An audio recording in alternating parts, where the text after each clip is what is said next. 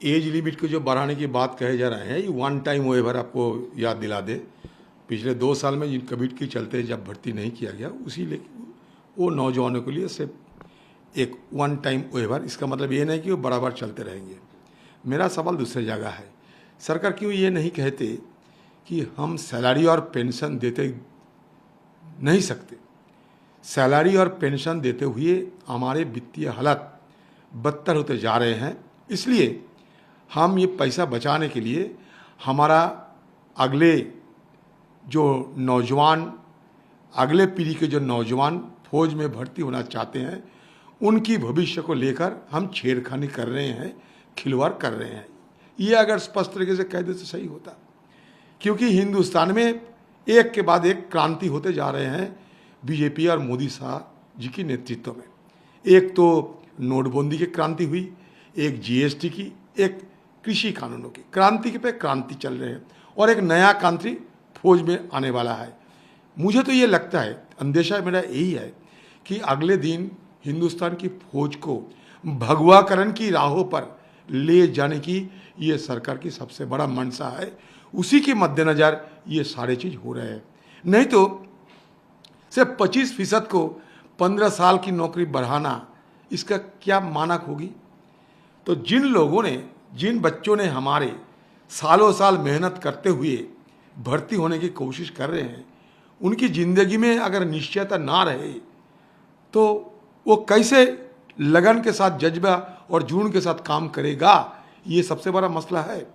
हमारे पीएम साहब, हमारे जो डिफेंस मिनिस्टर साहब, इन्हीं लोगों को मंत्रित्व काल के लिए तो कोई समय सीमा निर्धारित नहीं होते हैं। तो इन लोगों को हटा के नौजवान को क्यों नहीं लाया जाता है। उस समय कहते हैं कि हमारा सपना जब तक पूरी नहीं होगी हम हमारा पद बहाल रखेंगे। लेकिन हमारे देश की नौजवानों जो चाहते हैं कि सेना में भर्ती होके अपना वीरता को, जज्बा जुनून को प्रदर्शन करें, उनके लिए समय की कटौती क्यों होते हैं ऐसा। ये छेड़खानी बंद किया जाए, सदन में इस पर चर्चा हो, सदन में यह विषय को लाया जाए, आसमान नहीं टूट पड़ेगा।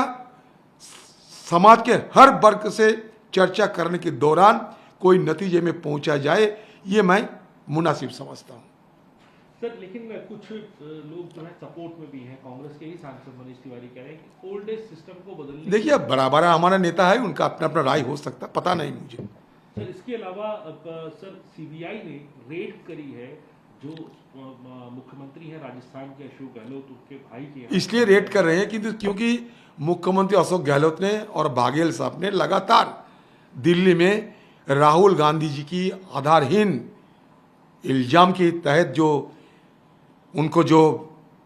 बार बार पूछताछ की बहाने हमारे राहुल गांधी जी और कांग्रेस पार्टी की छवि धूमिल करने में सरकार लगे हुए हैं, उनकी विरोध में प्रदर्शन कर रहे हैं, उनके विरोध में अपना आंदोलन कर रहे हैं। इसलिए देखिए, समय के अनुसार जब दिल्ली में आंदोलन हो रहे हैं, गहलोत साहब के ऊपर हमला बोल दो, कभी बाघेल साहब के ऊपर होने वाला है, लगता है मेरे को।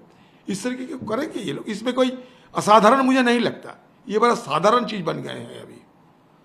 सर, एक आखिरी सवाल आपसे। एक तो 20 अब सोमवार को राहुल गांधी जी को बुलाया गया है, और इसके अलावा कांग्रेस का एक दल जो है सोमवार को राष्ट्रपति से भी मिलने वाला है। क्या आप लोगों की मांग है? देखिए, हमारा मांग ये है, अब मैं कल स्पीकर साहब भी मुलाकात की, राष्ट्रपति से मुलाकात करने की बात मैंने रखा था हमारा पार्टी फोरम में, इसलिए कि आज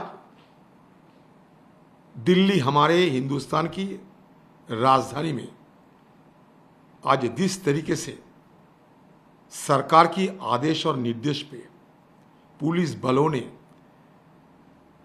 घिनौने बर्ताव कर रहे हैं, जिसके चलते ना आम कार्यकर्ता, ना नुमाइंदे, चाहे एमएलए हो, एमपी हो, कोई भी हो, किसी को नहीं बख्शा जा रहे हैं। सबके ऊपर लगातार अत्याचार, हिंसा फैले जा रहे हैं।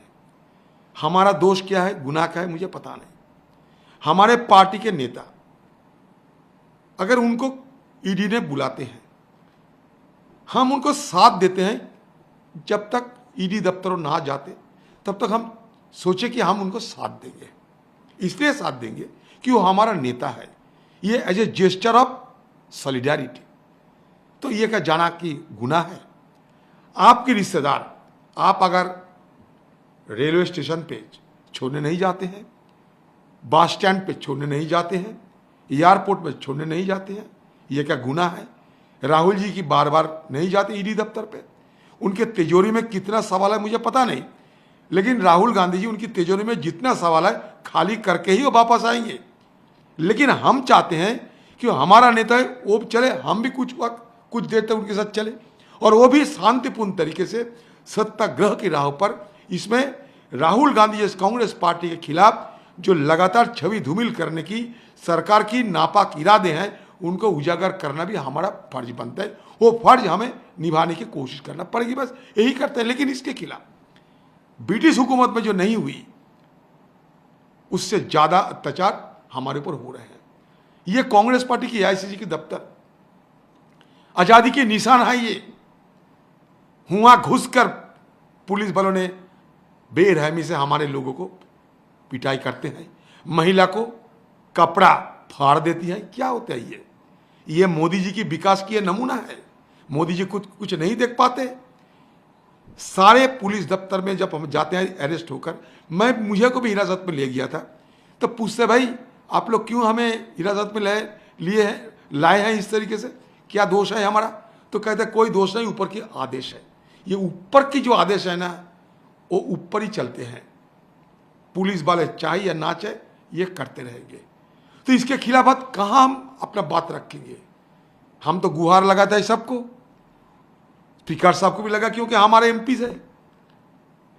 राष्ट्रपति जी को हम जा रहे हैं इसलिए कि देश की वो सर्वोच्च पद पे वो शामिल है, तो किसको हम बताएं ये?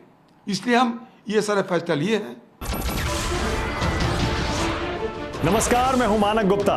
अगर आपको हमारा ये वीडियो पसंद आया हो तो इसे लाइक और शेयर जरूर करें, और हां, हमें सब्सक्राइब और फॉलो करना ना भूलें ताकि आप देश और दुनिया की कोई खबर मिस ना करें। तो जुड़े रहिए हमारे साथ और देखते रहिए न्यूज़ 24।